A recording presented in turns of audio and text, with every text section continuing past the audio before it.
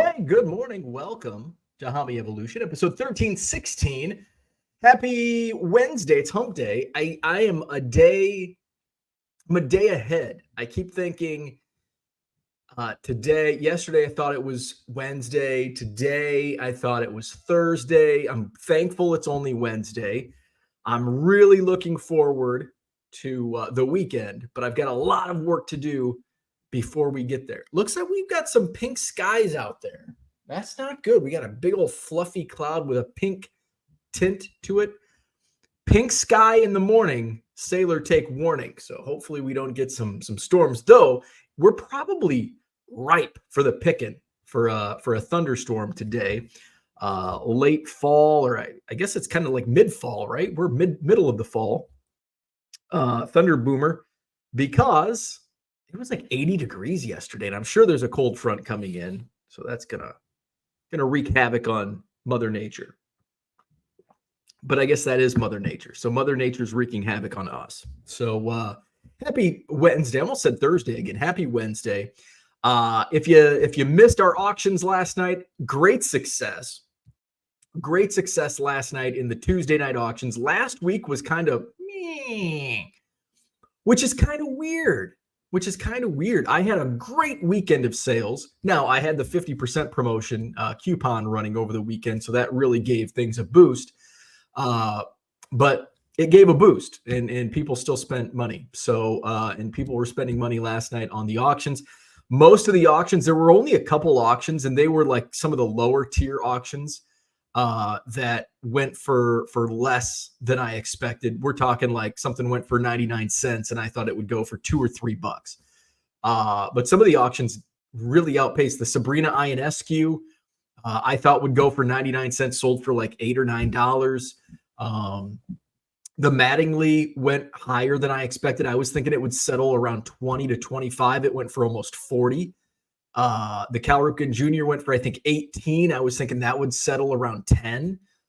So really, and there was something else that I'm like, I think this is, the Shea Gilgeous-Alexander was at 99 cents until the last few seconds. And I'm like, damn, I thought this was going to sell for $2.50. And it ended up getting a couple last second bids, and it went for $8. So a lot of good sales last night. I think tonight's auctions might be even better. Now there's no home run cards like a Mattingly rookie or a Ripken rookie or a Jeter rookie. The Jeter went higher. I thought it was going to go for around 5 at auction. Typically they go for 10 to 12 at buy it now. It went for, I think, $7.50. But anyway, tonight's auctions, all autographs. There's like 125 autographs, mostly baseball, but there are some football and basketball autographs as well. Those end tonight. I know there was a flurry of bidding activity last night for tonight's auctions. So get those bids in. You don't want to get sniped at the end. I know a couple people mentioned in the chat, damn, I got sniped at the end. 99centcards.com. Auctions ending tonight. I've got auctions ending tomorrow night, Friday night, Saturday night. I've got auctions starting tonight. What's starting tonight?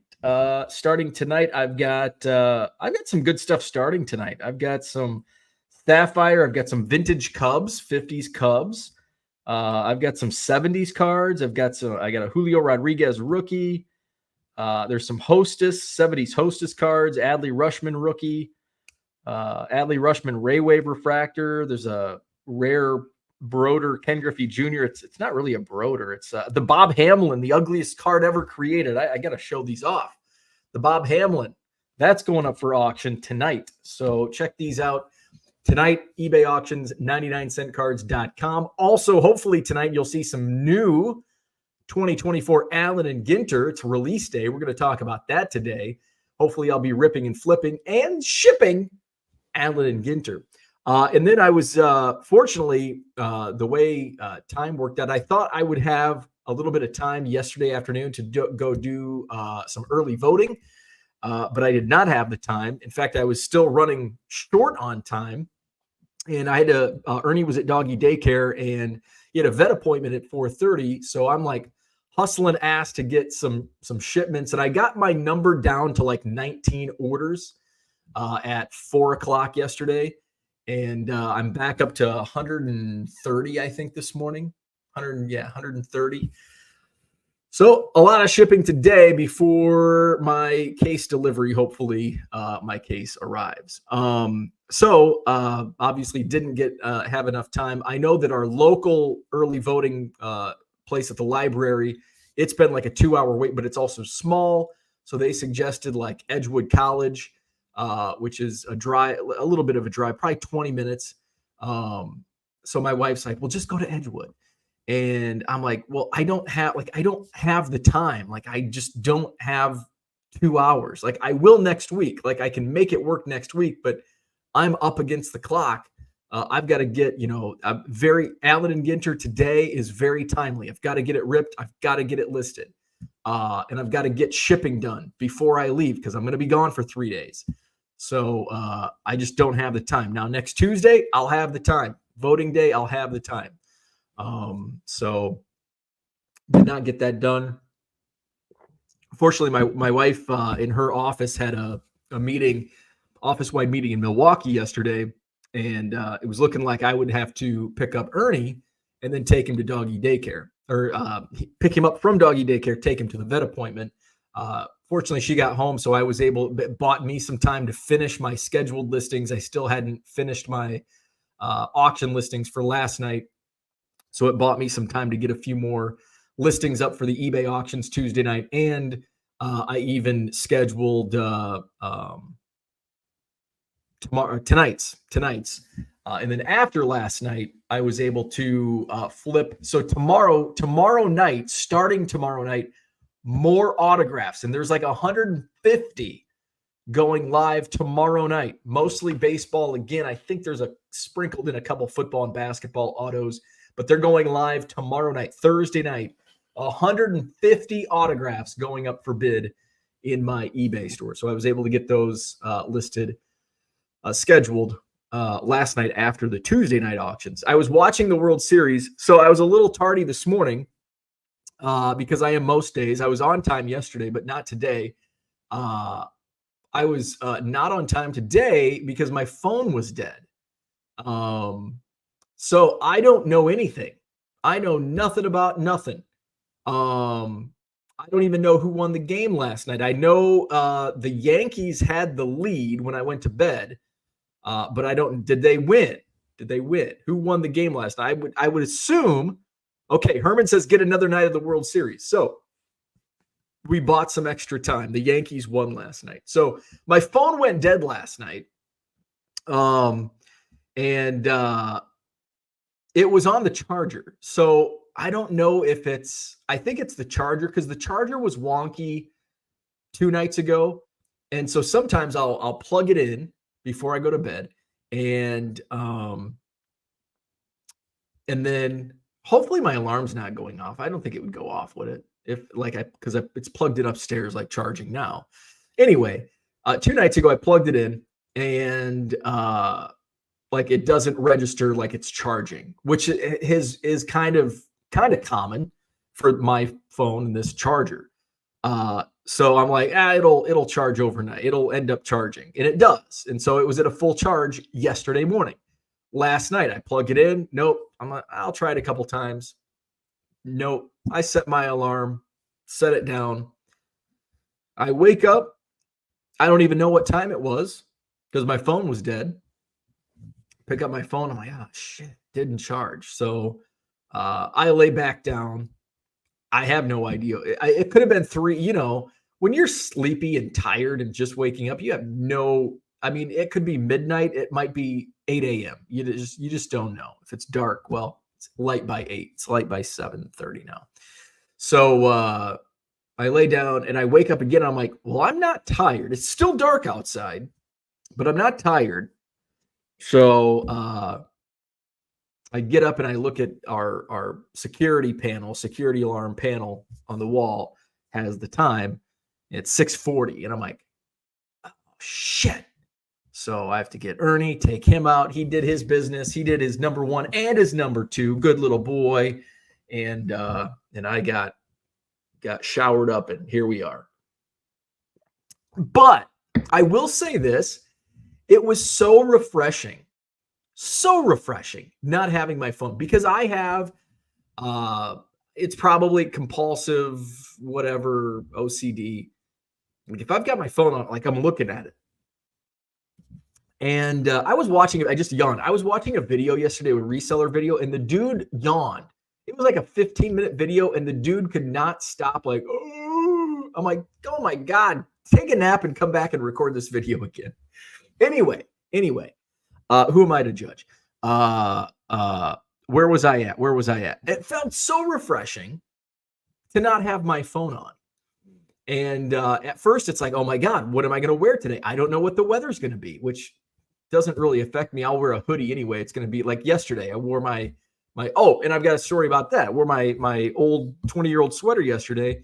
My wife comes home and she's like, you might want to change because it's really warm out. And I'm like, I've been in the basement all day. So she said, and I'm like, look, I'm wearing it. Like, I haven't been able to wear this in a long time. And she's like, what did she say? She said, basically, yeah, that's great. She's like, I think that's going to go in the next Goodwill donation. And I'm like, what? I'm like, you said you liked this shirt. And she's like, you wore it on our second date. I liked it 10 years ago. Fair point. Touche. I still like it. And I'm like, I don't even know where I'm like, this is literally like a 20-year-old shirt. And I looked inside because I didn't even know where I got it. And I'm like, it's from the buckle. And she's like, that says enough right there. You need to donate that shirt. So yesterday might have been the only time you get to see that shirt, but I was able to wear it. I was happy. Where was I at? So this morning, I didn't know what today's weather is going to be. I assume it's not going to be 80 again. It's 69, a nice temperature. It's very nice outside. Nice temp, 69. Nice. So maybe it is going to be warm. I think it is going to be in the mid 70s today. So this is a comfortable enough shirt, I guess. I'm going to be in the basement all day again, so it doesn't really matter. But it was just nice. Like I wasn't like constantly grabbing my phone just to see what the latest notification was, taking 75 messages. Do you have any tables? How come you don't have any tables for the Madison Card Show? All that. It was so refreshing. So maybe I'll just let my phone die and then just charge it during the day. And that also limits me from looking at it during the day. Kind of like we're obsessed with these little phones in our hands all the time.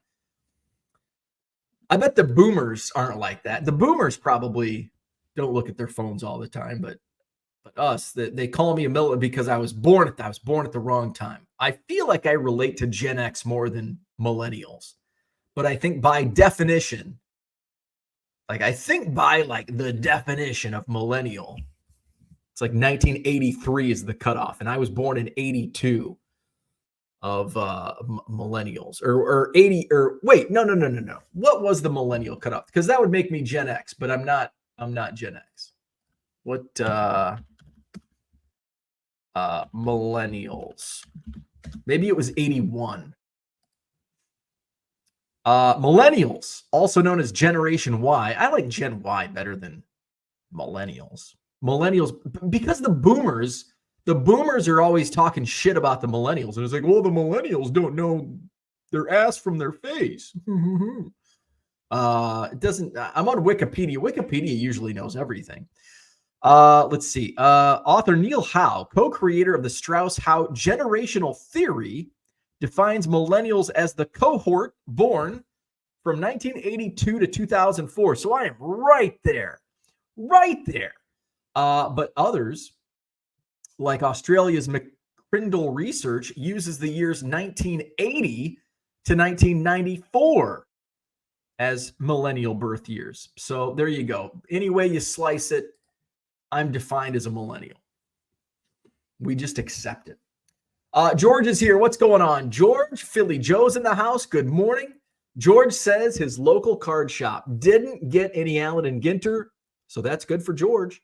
I'll just pick up singles down the road and the cards I want. There you go. But I love ripping Allen and Ginter. It's such a fun rip. George says, so my no wax bandage remains in place. This is the first wax that I'll be ripping in I'm not going to count the Halloween. I opened a pack of the football Halloween score a treat cards. I'm not going to count that. That's not like a real wax rip. And that was a couple months ago. I'm trying to think, when was the last product that I pre-ordered? Was it Bowman? I bought some hobby. I didn't buy a case, but I bought some hobby boxes. The beginning of the year, I ordered a bunch of stuff.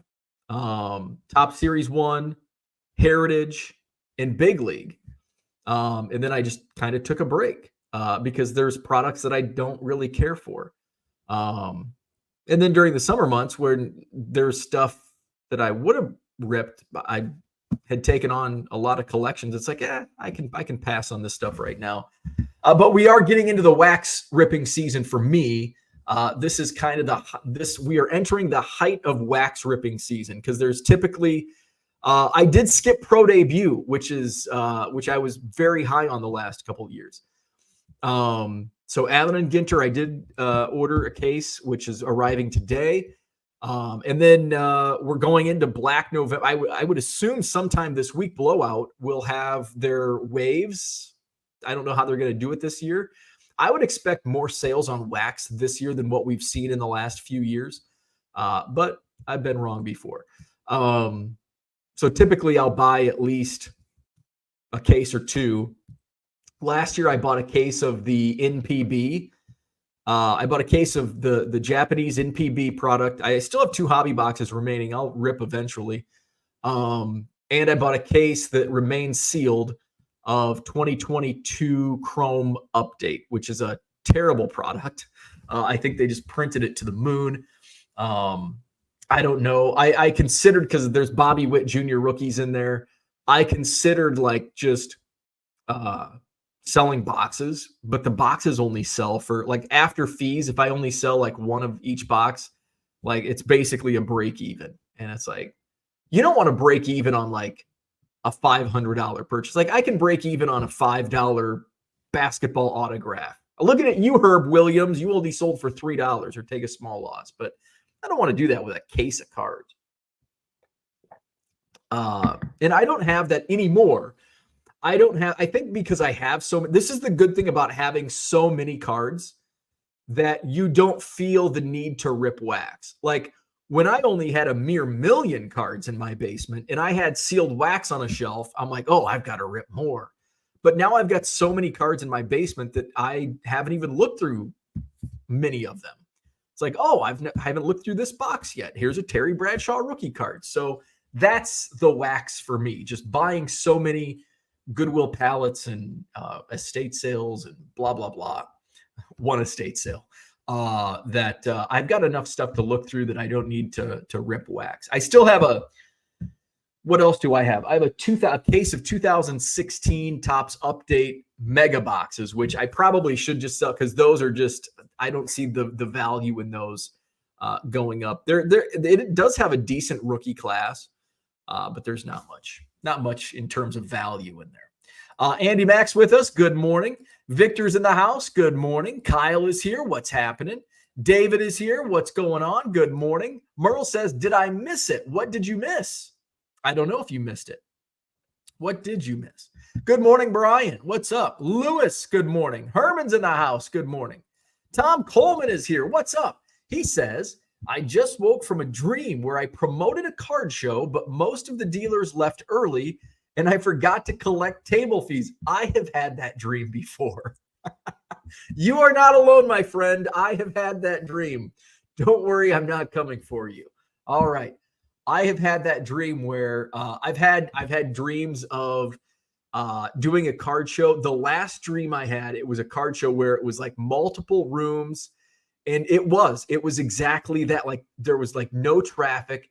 I think basically I rented out the entire hotel, the entire Sheraton hotel. So there's like 12 breakout rooms, conference rooms. So I had like tables in every nook and cranny of the hotel. And then like there was no traffic. And then like people were packing up early and I didn't collect all the table fees. And I'm like, oh my God, I spent all this extra money on these rooms and I got to chase down dealers for money. So yes, I have also had that dream. Nightmare. Bill Simus, good morning. Andy says West Aurora Soccer beat the number 1 team in the state, Naperville North. Very nice. Very nice. Happy Wednesday, Johnny Boy Cards. Michael Renicke's here. Good morning. Peter's in the house. What's happening? Herman says we get another night of the World Series. Maybe another Freddie Freeman home run to extend his streak. How about Freddie Freeman? He's having the postseason of a life. Mr. October, Freddie Freeman. Orlando is here. What's going on? Good morning. Johnny Boy Card says he's on fire talking Freddie Freeman. Freddie Freeman on fire. Orlando says he voted early also. Rock the vote. Get out and vote. John says, make sure you vote in Oklahoma and Texas as well this weekend. Okay. Take me to the polling places. Where are we at? When's Ernie's prom? Ernie's prom. I tell you what, man, Ernie fucking loves daycare. Here's the my wife comes home yesterday afternoon, and we were talking about voting, and I'm like, I just don't have time. In kind of Ernie's new schedule. Ernie's got his own schedule. Ernie's new schedule is Monday, Tuesday, doggy daycare. Wednesday, he hangs out with me at home. Thursday kind of varies. He's either doggy daycare or here. I think last week he stayed home, but then he went to doggy daycare on Friday. A little fun for Ernie Friday. So we're talking. My wife goes, if you're so busy, like Ernie can go to doggy daycare every day because he fucking loves it. And I'm like, yeah, I just feel bad for taking him to doggy daycare. So my wife goes, let's look at the camera. So she brings up, and there's like 40 dogs in the room, and there's 2 of them playing. Of course, Ernie is one of them. Ernie and another dog are just having the time of their life at 4:00, and he's been there since 9 a.m. So I'm like, okay, he does love it. And if he's here at home, he's just going to be locked in this room with me all day. And really, it's not having Ernie with me today is not ideal because I'll be ripping. So I'll have packs. He loves to get into shit like that. I need to utilize my floor, do a little floor sorting. So it is ideal to take Ernie to daycare today. So it's not like, so Ernie loves it and like, take me to doggy daycare, please. Biscuit hated it. And she was the wallflower. She was not a very social dog. She would just kind of hang out in the corner and watch. So my wife always felt bad taking Biscuit to doggy daycare. And then when I started working from home, it's like, we don't need doggy daycare anymore, save money. And Biscuit was like Biscuit was a super chill dog. Like I didn't have to worry. There could be a floor full of shit and she would not even go near it. Like, no, I don't want to go near it. Ernie's going to be right in the middle of it, chewing and fucking playing around with everything. So I've got to make sure nothing of value is on the floor. Where we at? Red light. Good morning. Dave Arnold says BPC is in the house. Bushnell Prairie City represent. Mr. Archer, good morning. John says, imagine spending a few grand for tickets to see the other team clinch in your stadium. Sometimes that's the way sports works. Mr. Archer says, Allen and Ginter is consistently my favorite Topps product. Looking forward to getting my boxes.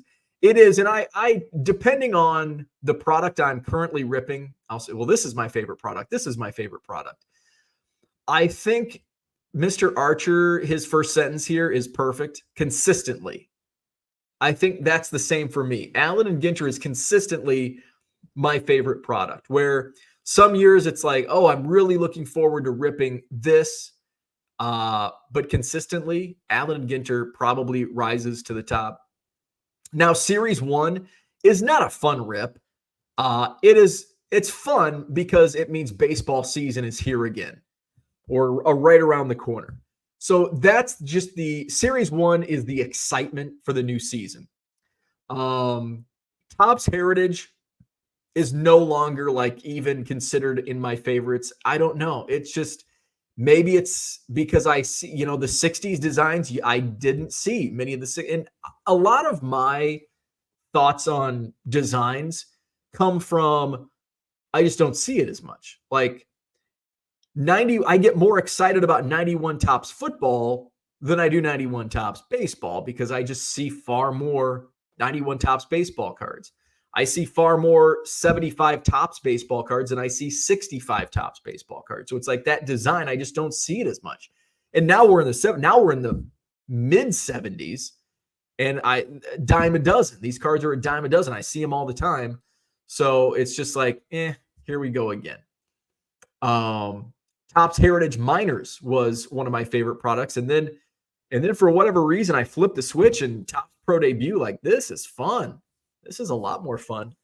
And I didn't even buy any Pro Debut this year, so I can't even consider it a favorite. But Allen and Ginter kind of consistently is one of my favorites.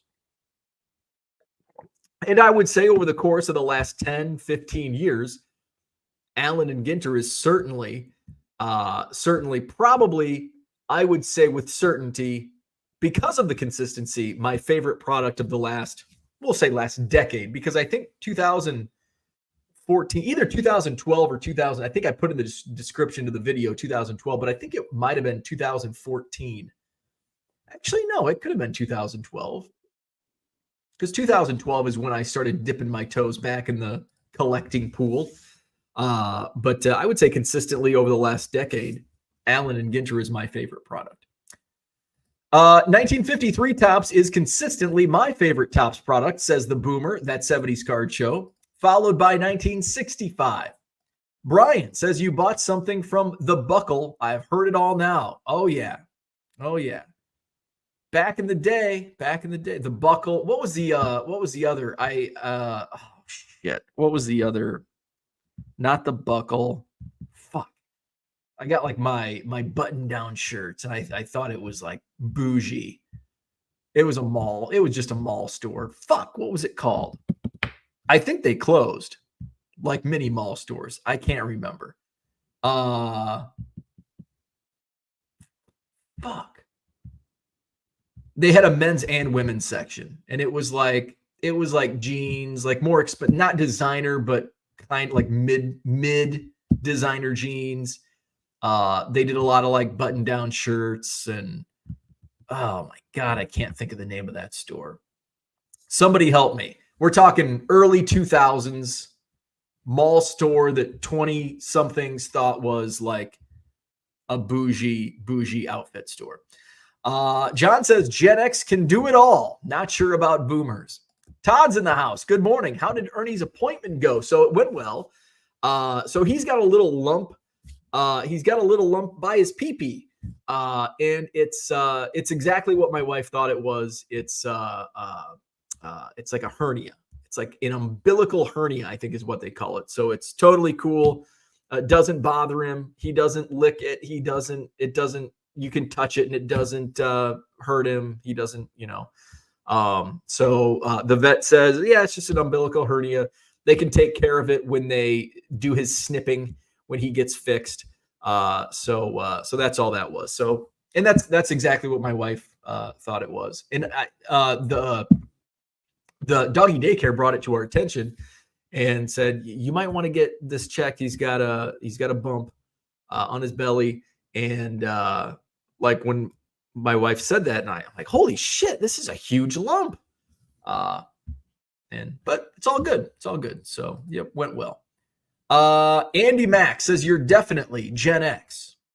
I like to consider myself. I don't want to consider myself a millennial. Orlando says Rich and I are Gen Old. Generation Old. The oldies. Orlando and Uncle Rich, the oldies. Andy Mack says, I haven't ripped wax since June of 2023. Wow, that's over a year. I went 1 month without ripping. Actually, I probably went a few months this year without ripping wax. I remember I set a goal 1 year to not rip any wax for a month because I used to be like, before I went full time and I had to buy smart. I could just go to Walmart and Target and buy whatever the hell I wanted. Now it's inventory. Got to buy smart. So I went like a whole month without buying, and I think it was baseball cards in general. Now I can't do that today. Like, I don't think I've gone. Yeah, I hope I haven't gone a month. Going a month without buying cards. I could go a month without buying cards, but that would be a silly move. Like, why? This is my business. So, but in terms of wax, that would be smarter. When was the last time I ripped? It's probably been. We'll count Score a Treat because that's wax of some sort. So that was when did they release? Like, it was shortly after they released. It's probably, it's been more than a month. Maybe not quite 2 months, maybe 6 weeks. I don't know. But between that and the previous wax I ripped was probably a few months, maybe. Because I don't think I ripped any wax. Because Series 1 came out in February? Then there was Heritage and Big League.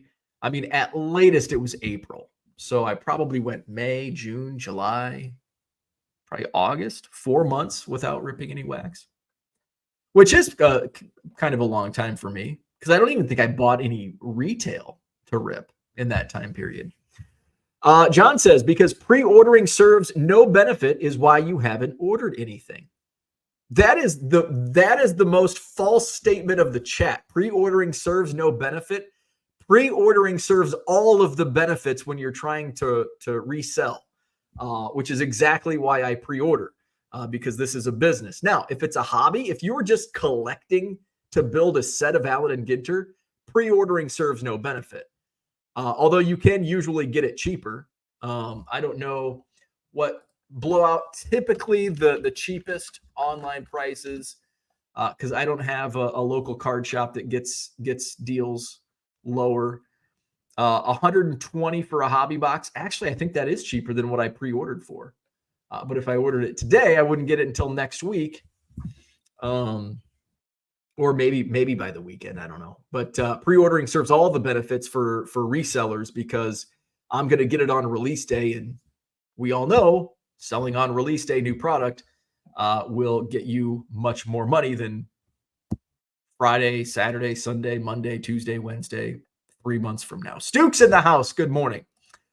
George says, I believe your generation is pre-industrial revolution, Orlando. John says, sell the boxes at your show. Selling boxes on eBay is a heavy lift. I've had success selling boxes on eBay. I would probably, people would not buy wax does not move. Old wax does not move at shows. I've got 1 or 2 dealers that has older wax, and I'm talking not current year. And it just sits. It's not something that really sells. Maybe a big show like Chicago, the Dallas Card Show, the National, you could move older wax, but at a monthly card show, it's going to be really tough to sell. Now, is it going to sell on eBay? It's just people don't go to eBay to buy hobby boxes. Like, if you want to buy a box of 2022 Chrome Update, you're just going to go to Blowout, and so it's probably just going to sit on my shelf. And I've sold a lot of wax on. I sold a case of. Now that's a little different. Sealed cases are a little different, but I sold it early. It was a great flip. I turned $450 into like a gross sale of like $1,750. And I did that in how many months? 3 months. It was 2018 Topps Update. It's like, wow, this is a steal at $450. I wish I would have bought more. And then about a year later, they were up to $5,000. So it's like, I could wait a year for a $4,500 return on this. I sold back in the day, my first year buying on Blowout Black Friday.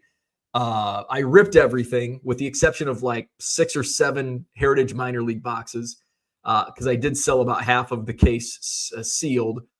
I think I was getting those for like $60, and I was selling them on eBay for like 110. I wasn't making much profit on that after fees and shipping, maybe $20. And then those, I think now those go for like 500 a box. 2000, I think it was Giannis's rookie year. It was, I think, Timeless Treasures. Those boxes were $20. I bought a case of those.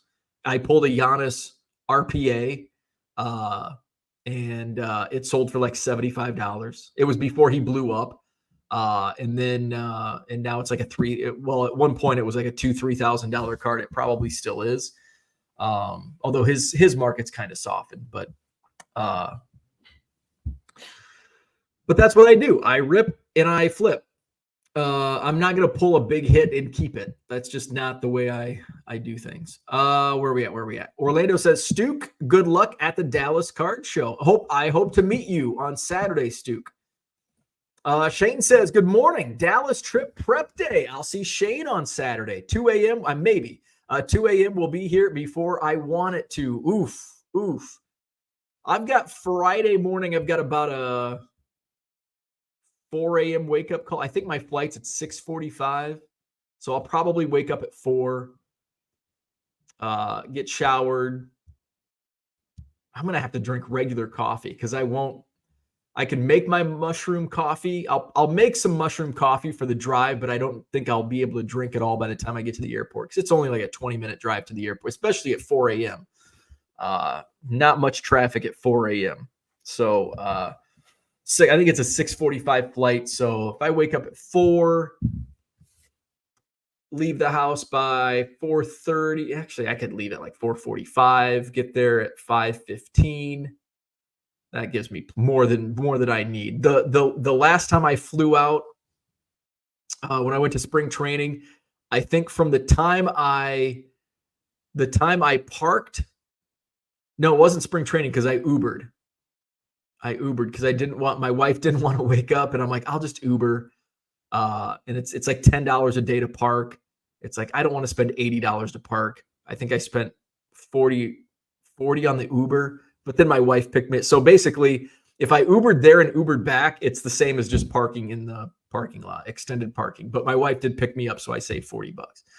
But whatever the flight before that was, it took me 15 minutes from the time I left my car. I stopwatched it because I'm weird like that.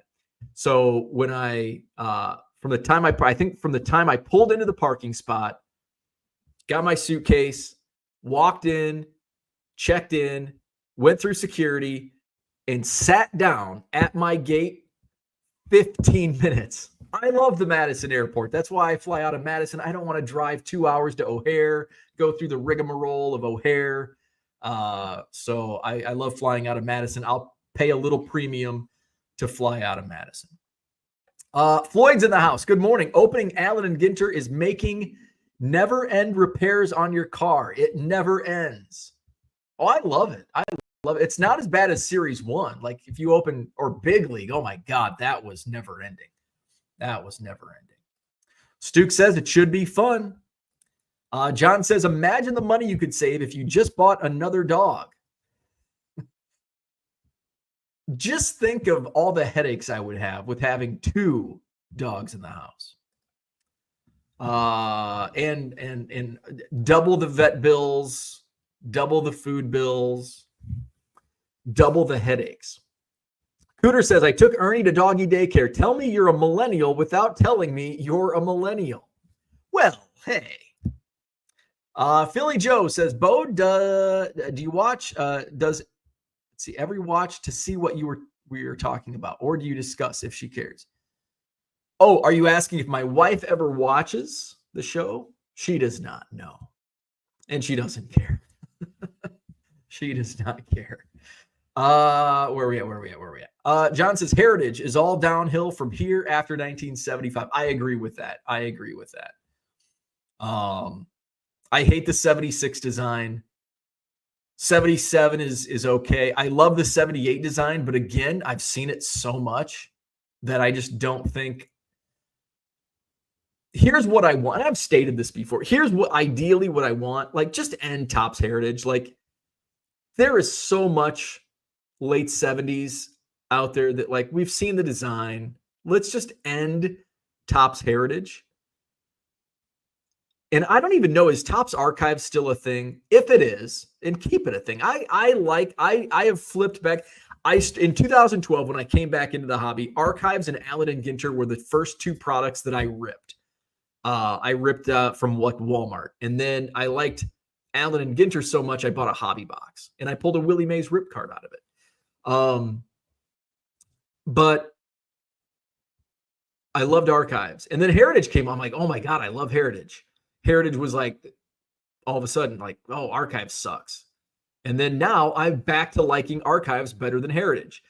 But here's what I would change. I would end, if I were in charge of product design at Topps, here's what I would do. I would end Topps Heritage, and I would either continue or bring back Archives. I don't know if it's still a product, but if it is, keep it. But I am going to use other product designs instead of old baseball designs. We have seen every damn fucking old baseball design ad nauseum.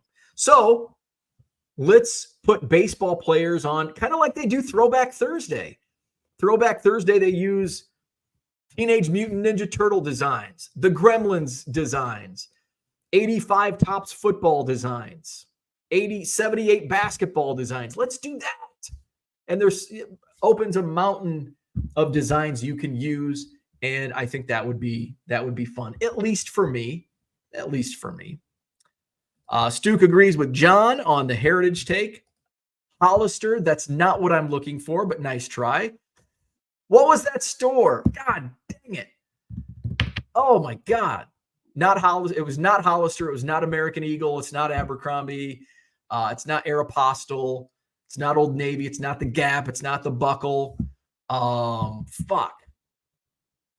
Fuckity fuck. Oak Tree. Chess King. I don't think so. Zach says the hobby peaked with 1993 Studio. Topps Stadium Club is the most consistently amazing set produced since inception. Here's the thing about Stadium Club. I fucking love the design, and I never buy it. Never buy it. I couldn't tell you the last time I bought any Stadium Club, but I love the design. It's an awesome set, but I never buy it. 16 plus. I don't know. Is that a store? Not Aeropostale, not American Eagle, not the Buckle, not Gymboree, not Abercrombie, not Aeropostale, not Build-A-Bear. The Buckle Game, a 90s mall tradition unlike any other. I'm not familiar with the Buckle Game. Not Sbarro, not Orange Julius, not the Popcorn Place, not the Pretzel Place. Zach is with Shane. Fill me in on the Buckle Game. I am not familiar. Not Tractor Supply, not Abercrombie. Structure is one that I forgot about, but no, it's not Structure either. Good morning, Tracy. We're trying to figure out the store I'm looking for. Not Auntie Anne's. That's the Pretzel Place. No, not Sbarro. Always looked good until I tried some. Yeah. Not Guess. Not Abercrombie. Classic Bowie asks a question, doesn't check the recent chats for answers. 15 minutes from right now. Let's see. Has it been 15 minutes? It's only been 12. He will start reading answers, forget what they are in reference to. Wheel in the sky keeps on turning. So it was... John says, how are wax dealers doing at shows? Not familiar with that sector, but it was a big deal at shows at one time. Current Wax does amazing. We've got Real Breaks that sells modern new wax, like current year, new releases. He does amazing. He sells a shit ton of wax. Badger Breaks sells a shit ton of wax. Troy has retail wax. He does well selling current, up-to-date retail wax. It's the older stuff that just doesn't move. Even like last year's product, it just doesn't sell on wax. Dan hasn't ripped wax since 2019, and he ripped 80s wax. Cooter one-ups Dan, two-ups Dan on this one. 1993 for Cooter.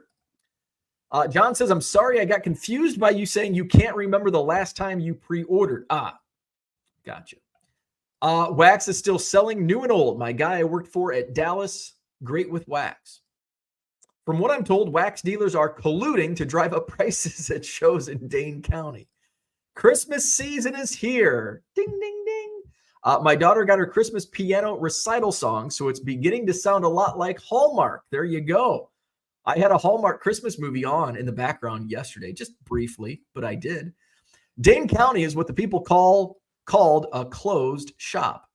A lot like taxi mafias. Stuke says that moves at shows. Could you two please get your stories straight? Well, it moves at Dallas. And that's what I said 15 minutes ago. It probably sells at big shows like Chicago and Dallas, but not monthly shows. Sears and Talbots. No, not what I'm looking for. How am I supposed to follow if I don't know who is leading? Lane Bryant. No. Ann Taylor. No. Banana Republic. No. Christopher A. Banks. No. Oh, man.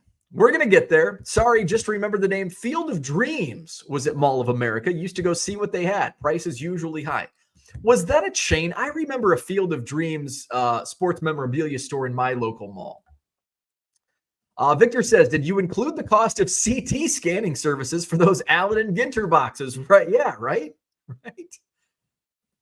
Dan watched Messiah of Evil tonight from 1973. How was it? Merle says, are you going to wear your 1 million Cubs jersey to the Dallas Card Show? I am not. I still need to get it framed. That's going to be something I'll be saying for the next 10 years, probably. Stukes looks like a guy that if I met, I would skip the handshake and go in for a hug. Looks like a hugger. Keating, big fan of hugs.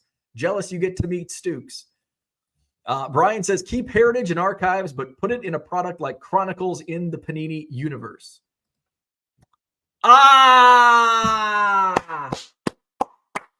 Finally, we got a winner. I could not remember. It was Express. Mark, thank you. That is the store I was looking for. Express for Men. They also had a women's section. Express for Men. Thank you. Great answers. But Express was the one I was looking for. I could not for the life of me remember what store that was. I had a lot of Express. Wore a lot of Express. Stuke says, I like your idea. Use some other product designs for heritage. And yeah, I guess you could still call it heritage. Actually, heritage and archives kind of goes together. Heritage makes sense. Archives make sense for what they are. Lady Footlocker. Shane says, give me a Brandon Marsh archives card. Close-up shot on the Harry and the Hendersons design. There you go. I love it. John says, there were some shitty stadium club sets. Rockies, Marlins inaugural season is a great example. There you go. Express was the store we were looking for. Floyd, what's up? How do you offer free shipping on your single cards? Doesn't eBay require tracking on all cards? Doesn't it affect your selling metrics? Let's see. The first answer is I just do it. I offer free shipping because I pay for it. The second answer, doesn't eBay require tracking on all cards? They don't require track. No, eBay does not require tracking. Does it affect your selling metrics? It will affect your selling metrics if you don't require tracking, but all of my items ship with tracking. So I offer free shipping. I just eat it. And I send it ESE. So that's how it goes. It's not like I'm dropping envelopes in the mail without stamps. I am paying for shipping. I'm paying for postage, and I'm using the tracking through eBay. The store that sold 8-ball jackets, was that Spencer's? Another store that I shopped at frequently at the mall. Hollister. Hot Topic. No, I haven't ripped wax since yesterday, says Bill Simus. PacSun. I don't think I ever shopped at PacSun. Bath and Body Works. I usually hit up Bath and Body Works around Christmas time. My mom loves the candles. Victoria's Secret. Great store. Never shopped there either. Sharper Image. Claire's. Hot Topic. Great mall stores here. KB Toys. Even better. Great baseball card selection at KB Toys. Dan says, I thought people in Anawan would go to the closed section of Farm and Fleet for their flannels. Most do. That's where my dad did all of his shopping. Actually, no. That's where my mom would go to buy my dad's clothes. Yes, my dad wore flannels from Farm and Fleet, Wrangler jeans from Farm and Fleet. and probably work boots from Farm and Fleet. That's exactly where my dad wore his wardrobe, came from Farm and Fleet. That is 100% accurate. And then my mom would try to get fancy and buy something from J.C. Penney. My dad's like, there's no pocket for my smokes. Where am I supposed to put my smokes? Okay, Farm and Fleet it is. Jordan says, 45 minutes of naming mall stores. Someone knew I thought this was a card channel. Yeah, that's what we do here. We're just going to talk about old mall stores from the 90s. George says, just think about all the children you kept employed shopping at those places. Right. Yeah. Let's see. Dan says, Jordan, you must be new here. It's what we do. Sometimes we'll spend an entire hour talking about cereals. Jordan says, love that store. To Brian. What was Brian? KB Toys. Oh my God. KB Toys. Amazing store. Dan says, what was the name of the mall you went to? The main mall was South Park. So we had South Park Mall in Moline. I think it's still open, but it's obviously with every outdoor mall or indoor mall, it's a shell of its former self. South Park is where we went in Moline. And then Davenport had North Park Mall, and it's like that was like that was the fancy mall, because I think early on North Park had Abercrombie and Fitch before South Park got one. So it was like, well, we're going to North Park because they've got Abercrombie. I never really went to North Park that much. I went a few times, but South Park was it was so easy. South Park was so easy. South Park and North Park. South Park, Moline, North Park in Davenport. And then we've got a mall here in Madison. I've been to a couple times. The last time I went to the mall here was to look for an ugly Christmas sweater. Probably 2 years ago. Probably the last time I went into the mall. I'm around the mall. It's west. Is it Westgate or West Town? It's West Town. Westgate was a small mall that was on Whitney Way. In fact, the card shop was in Westgate, and it became a super shell. Like nothing was. There was a card shop and a barber, and that was about it. And then they bulldozed it. Now it's high-rise apartments, I think. West Town is our mall here in Madison, which is just a few minutes away. But I'm there a lot because the Total Wine is over there. It's a giant liquor store.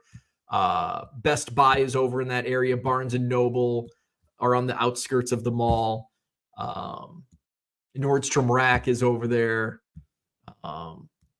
Dick's Sporting Good is like an anchor store of the mall. So I guess technically because usually I'll buy some baseballs at Dick's, which is a part of the mall, but I don't go into the mall. I just go into Dick's Sporting Goods. And Bill Simon says, used to go to Wizards of the Coast all the time to get MLB Showdown cards. A lot of good memories playing that game. I never went to, I don't think we had a Wizards of the Coast, but we had Electronics Boutique. That was my jam in the 90s. Electronics Boutique. That's where I remember buying Driver for Sony PlayStation. Oh my God. That was like my, probably speaking in terms of like time, like in that moment, that was my all-time favorite game where I could not drop the controller. Driver, you are the wheelman. Brian says, my older sister worked at KB Toys in the Quincy Mall. So around that time, I got the best Christmas gifts. Oh, nice. Jordan says, Sharper Image is the adult store like Scholastic Book for Kids. We had Metro Center in North Park. AA cards in the house. Good morning. Shane's going to tell us about the buckle game. Make it to the back of the store and touch the back wall without anyone asking, can I help you? I've never heard of that. You could probably apply that to like any retail store, right? Except for like Walmart and Target. They like it avoid you like the plague. And the last time I was in Best Buy, usually when I don't want to talk to people, when I don't want people to ask me, can I help you? I will walk in like I know exactly where I'm going, even if I know have no idea what I'm doing. I will walk in and I will walk with determination. Like I know I am going to point A and I am buying this product and I am going to check out and I am leaving your store. I know what I'm doing. I am here. I'm going to get this, purchase it, and leave. And that's how I avoid retail employees.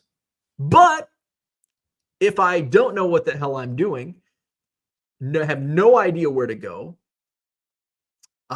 sometimes I will like look lost and I'll be like, and I'll have that like, what?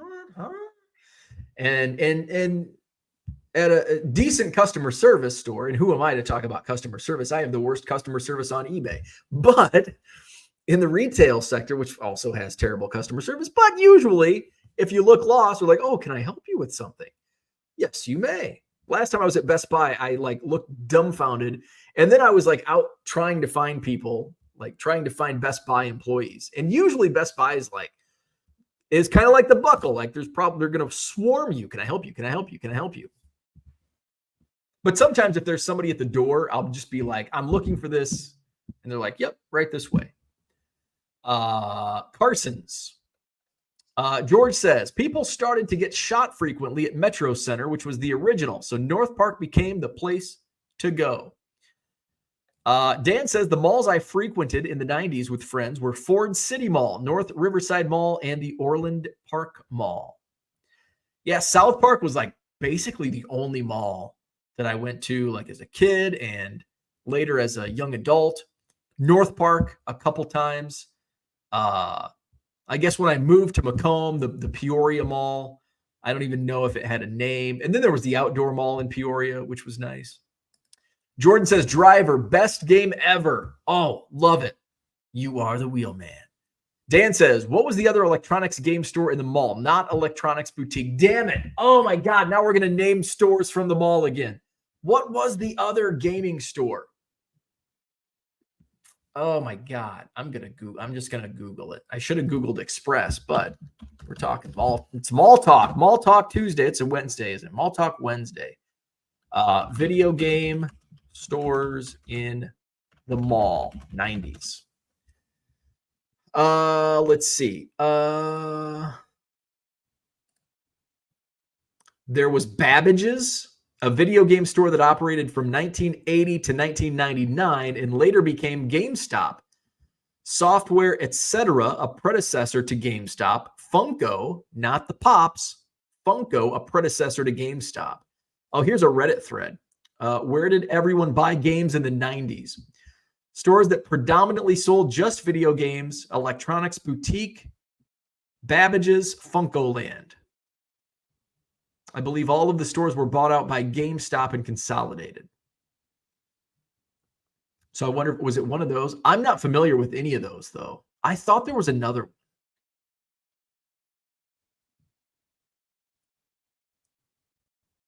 Huh. CompUSA? Yeah. I thought there was a different one, but maybe not. EB Games. I think that was that Electronics Boutique? I think that was Electronics Boutique. Where are we at? Carrie says, isn't Topps just starting Heritage over with Platinum Anniversary? Yeah, actually, that's a really good point. That's what they're doing now. Yeah, that's exactly what they're doing. I wonder if it's their way to phase it out. I don't know. That dude from Duryea. I used to play Driver years ago. Good game. Michael worked at the Buckle for a time in college. I can confirm Shane's description of the game. Excellent. I love it. Merle says, I worked at Champ Sports. Oh, great sporting goods store at the Mall of America when it first opened in 1992. Champs. Man, I freaking love Champs. Might be EB Games, which I believe was just Electronics Boutique. Correct me if I'm wrong. Porter says, I just checked the status of my Allen and Ginter shipment. Looks like the order fell out. Oh, shit. At least I'll be getting Stadium Club in a couple weeks. Stadium Club is my all-time favorite product. I like to binder each set. Hopefully your shipment wasn't coming from Memphis. I have not checked this morning because my phone was dead. Oh, I opened a new tab. Okay, oops. Let's get out of here. Let's check in on my Allen and Ginter shipment. If I don't get I'm on like an auto pay with my mushroom coffee, and I've got like they're sending me way too much. Okay, I gotta figure that out. Okay, anyway, task at hand. Tops tracking. Your order has been shipped. So let's see my tracking number.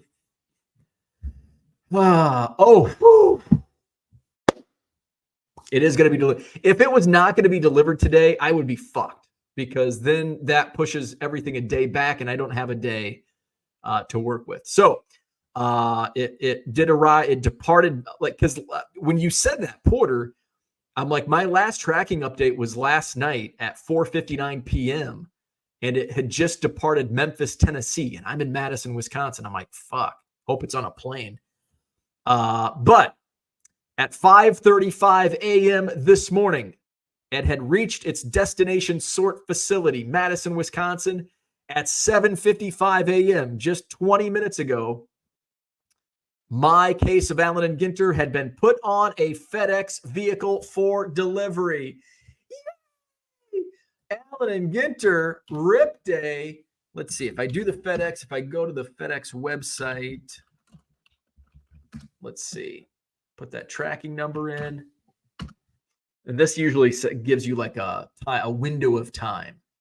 And it's usually pretty, especially if it's on a delivery truck, it gets more accurate. Between 12:20 and 2:20. And hey, I even have my own delivery driver. His name is Josh. I wonder if is Tom still here? Tom, do you know Josh? He's my delivery driver today. He's on his way. Delivery date between 12:20 and 2:20. Yes. All right. Toys R Us, great store. Jordan says, Dan, I'm trying to remember my old video game store. You could take the video game back before 30 days. We abused that policy till they changed. Babbage's. That was it. Babbage's. HBG says, if you get a double rip card, will you rip it? Oh, this is a great question. This is the only time we've been on topic today, an hour and 2 minutes in. Great question. Rip cards. Do you rip? Now, I will say, always rip if it's not my card. If you said, I pulled this card, I'm like, rip it. It's like wax. I bought this sealed box of whatever. Should I keep it or rip it? Rip it! Boxes were made to rip unless it's me. And then I have a decision to make. So here's my thought process. Here's my thought process on the Allen and Ginter rip cards. In fact, I'll give you an example from this year's product. One of my friends got a box on Monday, and he ripped and got a rip card. And it was, who was the name? It was a common guy. It was basically a common. The rip card was like a common player, and it was numbered to 199. I am ripping that. If I pulled that card, I am ripping that. And he's a Cubs fan, and he pulled a Pete Crow Armstrong SP, mini SP, and those are big dollars, but I'd keep it because I'm a Cubs collector. So that's kind of the Willie Mays rip. The very first rip card I pulled was either in 2012 or 2014. It was Willie Mays, and it was numbered to 50, I believe. That I kept intact and sold it, and I sold it for like $150. And hobby boxes back then were like 60 or 70. So that's kind of how I rated. I pulled I think it was a Clayton Kershaw numbered to 99 a couple of years ago, and I ripped that. And I'm careful with how I rip because you can resell already ripped cards. In fact, I bought a Julio Rodriguez ripped card from a $1 box at a card show, bought it for $1 and sold it for 10. The Clayton Kershaw, I think it sold for $10. I've bought already ripped Cubs cards. I bought a Javier Baez rip. I bought I think a couple Javier Baez ripped cards. Now, if it's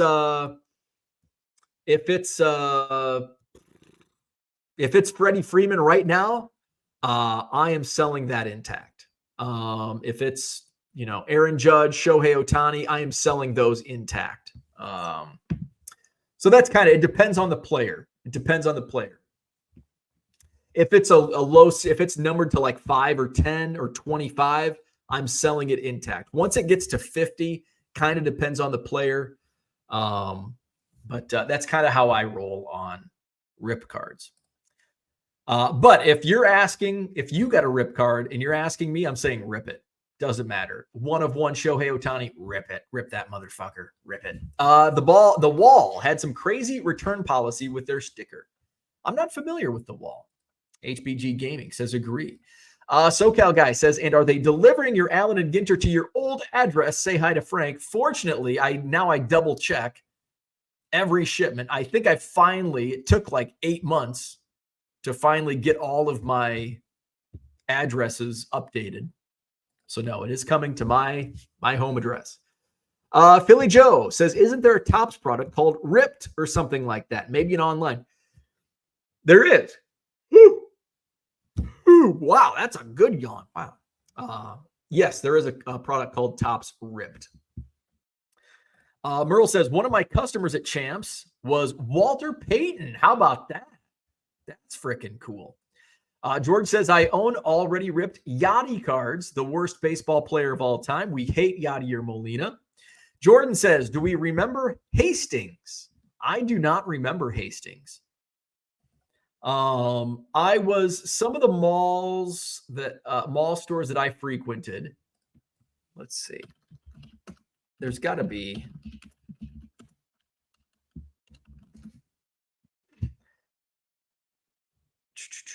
There's got to be like a blog or something. South Park Mall. There's a Facebook. Of course, there's a Facebook group. Let's see if there's like a store history. So the mall that I went to all the time was built.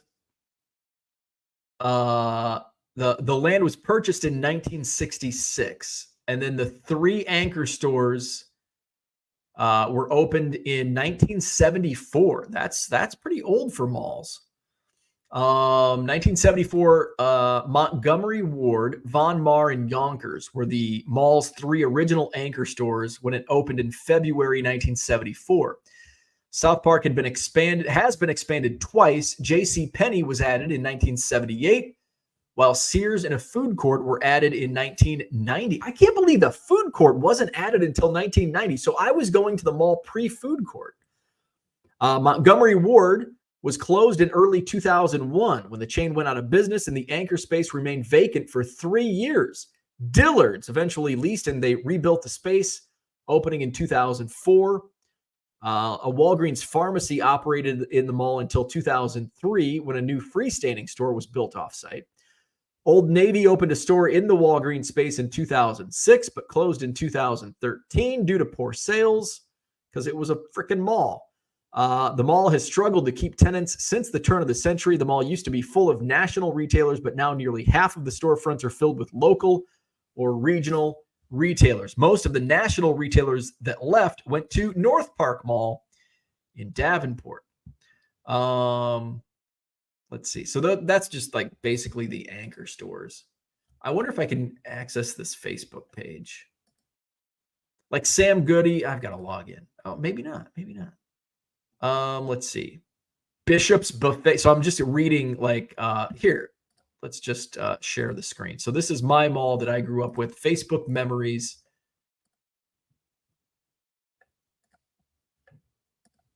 Bishop's Buffet. Oh, wow. Here's an old picture. Oh, this is North Park Mall. Regal Shoes. Florsheim Shoes. Troy says, he just says this mall's in worse condition than South Park. Let's see. Oh, damn it. All right. I guess we're done with that.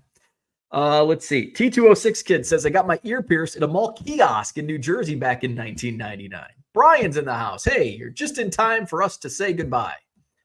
So that's what I had for today. We were talking mall memories. In case you missed it, hit the replay. Auctions ending tonight. I've got a whole bunch of auctions ending tonight. Over 100 auctions ending tonight. all autographs, all starting at 99 cents. I do combine shipping. So just wait until the end of the night and I will get a combined shipping invoice sent out to you. I also will be listing Allen and Ginter. Today is release day. Hopefully after lunch, I'll be ripping and listing Allen and Ginter 2024. Stay tuned for that. I probably won't do any videos, but follow me on Twitter at 1 million Cubs. I will post hits on my Twitter feed, but I just don't want to take the time to do videos. I don't like ripping boxes on video. I just don't like doing it. If I have time, I'll do it, but I'm strapped for time this week. So stay on the lookout for Allen and Ginter today. Brian says, neighbor canceled on me, so I couldn't view his collection last night. Well, that's a bummer. That's a bummer. Hit the like button, subscribe to the channel, visit my eBay store at 99centcards.com. In the buy it now section, this will work perfectly for Allen and Ginter. Buy 7 or more at regular price. You'll save 25% off at checkout. That discount code does not apply to the auctions, though. I do have a batch of auctions starting tonight as well, so be on the lookout for those. What else is going on? That's about it. Tomorrow morning, 7 a.m. Central, unless I'm tardy again. And tomorrow's Thursday. No Hobby Evolution on Friday. I will be, let's see, at this time on Friday, I will be in a 30,000 feet in the air over a flyover state. On my way to Oklahoma City Friday afternoon. And Cooter and I, we're going to be hitting up a card shop in Oklahoma City on Friday afternoon. Dallas Card Show on Saturday. And then I fly back on Sunday. But I think Cooter's taking me to another card shop on Sunday before I fly out. So I think we'll do a quick Hobby Evolution Saturday on the road edition on the interstate to Dallas on Saturday morning. So hit the like button, subscribe to the channel. Make sure to visit my eBay store, 99centcards.com. A lot of action with auctions this week, and stay on the lookout for Allen and Ginter later today. That's all. I'll see you tomorrow morning at 7 a.m. Central.